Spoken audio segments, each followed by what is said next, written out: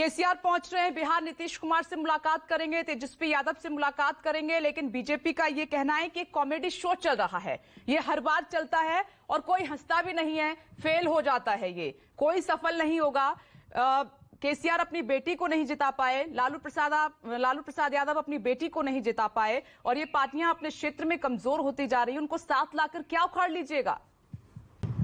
Sir बेचैन है कि सिर्फ मुलाकातों का दौर अभी शुरू हुआ है और इनके अंदर की बेचैनी, फ्रस्ट्रेशन इस तरह से बढ़ चुका है कि इनकी तरफ से ऐसे बयान आने शुरू हो गए कि विघ्नेश ये सिर्फ शुरुआत है। अभी तो विपक्षी एकता की बात हमारे नेता आदरणीय नीतीश कुमार जी ने बड़ी मजबूती के साथ कही। भारतीय जनता पार्टी ने ऐसी संस्कृति बनाई है कि इनके साथ कोई घटक दल आगे चल नहीं सकता है और देश के स्तर पर एक मजबूत विकल्प तैयार होना बेहद आवश्यक है। इसके लिए जरूरी है कि सभी विपक्षी दल बैठे और डिस्कशन हो। केसीआर का यहाँ आना एक तरह से उत्तर और दक्षिण का मिलन जैसा है।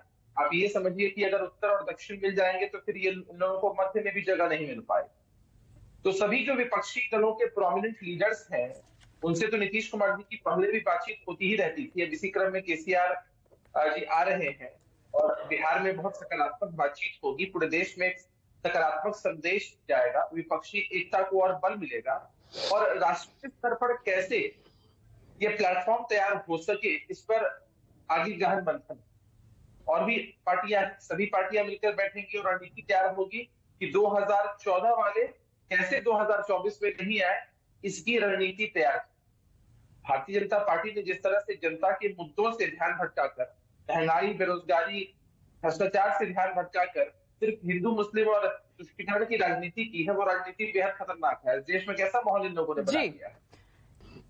एक तो भारतीय जनता पार्टी एक विश्वासघाती पार्टी और दूसरा इन लोगों को एक बेसिक सी रणनीति नहीं समझ में आती है कि जितने भी प्रदेश में विपक्षी मजबूत पार्टियां हैं, सिर्फ उन पार्टियों ने अगर इनका काम तमाम अपने अपने प्रदेशों में कर दिया है। आज उनकी सीटों की संख्या 303 है, 273 बहुमत का आंकड़ा है, सिर्फ 30 सीटें कम करनी है। भैया 30 सीटें तो उनकी बिहार से ही कम हो जानी है, इसके बाद तो बंगाल है, उत्तर प्रदेश है, तेलंगाना। अभी राष्ट्रपति चुनाव में आपको ताकत का अंदाजा नहीं लगा?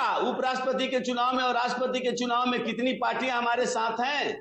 राष्ट्रपति चुनाव के हिसाब से अगर आप लोकसभा का भ्रम में जी रहे हैं, भ्रम में मत जी। और देखिएगा कि इसका परिणाम। अरे अपने दायरा को समझिए, दायरा को समझिए, साइज का सपना देखिए भाई। दायरा सीमित होगा, चिंता मत करिए। कभी आप ही तो एमपी, 2 एमपी और 3 एमपी वाली पार्टियां छोड़िए। जितने भी पैनलिस्ट आए हैं दूसरी पार्टियों से, कोई भी नीतीश कुमार के नाम पर हामी नहीं भर रहा है अभी तक। कैसे लड़ाई लड़ेंगे? यही तो बीजेपी कह रही है कि एकजुटता होगी नहीं विपक्ष में कि प्रधानमंत्री का सामना कर ले। वो इस मुद्दे पर लड़ाई ही नहीं है कि चेहरा कौन है। आपने हमारे नेता नीतीश कुमार जी का बयान कई मौकों पर सुना है, जिसमें उन्होंने साफ साफ कहा है कि उनकी रुचि इस पद में नहीं है। हालांकि हमारी पार्टी, बिहार की जनता और देश के लोग इस बात को मानते हैं कि नीतीश कुमार जी में प्रधानमंत्री बनने के सारे गुण हैं, वो एक अच्छे नेतृत्वकर्ता हो सकते, लेकिन मसला अभी ये नहीं है कि चेहरा कौन होगा। मैं भी वही बात दोहरा रहा हूँ। मसला ये है कि कैसे विपक्ष की एकजुटता के लोग लामबंद और गोलबंद हो और कैसे ये जो सरकार केंद्र में चल रही है। नहीं नीतीश, चलिए केसीआर का तो भी देख लेंगे मुलाकात के बाद वो मीडिया से क्या कहते हैं। आप ममता बनर्जी को कैसे साथ लाइएगा? वो भी राष्ट्रीय नेतृत्व के लिए खुद को तैयार कर रही हैं और लास्ट टाइम भी उन्होंने कोशिश की थी।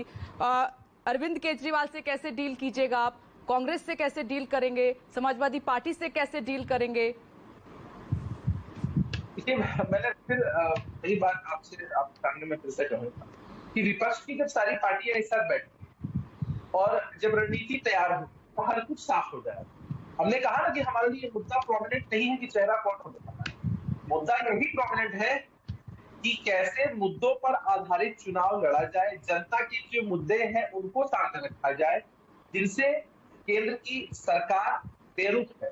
केंद्र की सरकार के लिए जनता के जो मुद्दे हैं, चाहे वो महंगाई हो या बेरोजगारी हो या भ्रष्टाचार हो, देश का विकास हो, कैसे देश में अच्छा माहौल बने। मतलब आप कह रहे हैं 2024 में सब इंडिविजुअल लड़ेंगे, जिसकी ज्यादा सीटें आएंगी लोकसभा की उसके बाद ही चेहरा तय होगा। फिलहाल आप मुद्दे उठाएंगे, आप ये कह रहे हैं?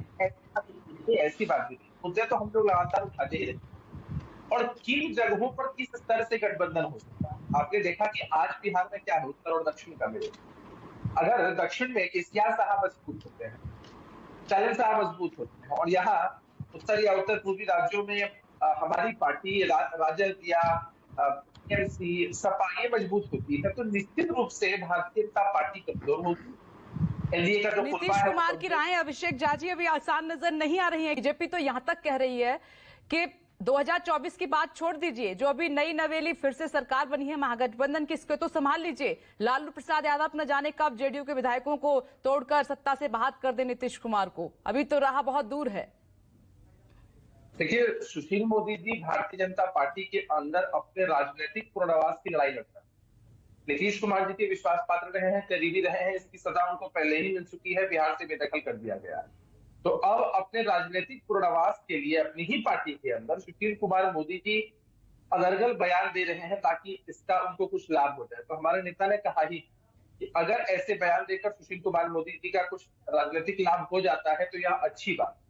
और रहा सवाल की चिंता सरकार की इन लोगों को करने की जरूरत नहीं है। ये लोग कॉमेडी शो की बात कर रहे हैं, आने वाले समय में इनके लिए बड़ा ट्रेजेडी शो का स्क्रिप्ट तैयार हो रहा है। उस ट्रेजेडी शो को देखने के बाद निश्चित रूप से इन लोगों के राजनीतिक आंसू नहीं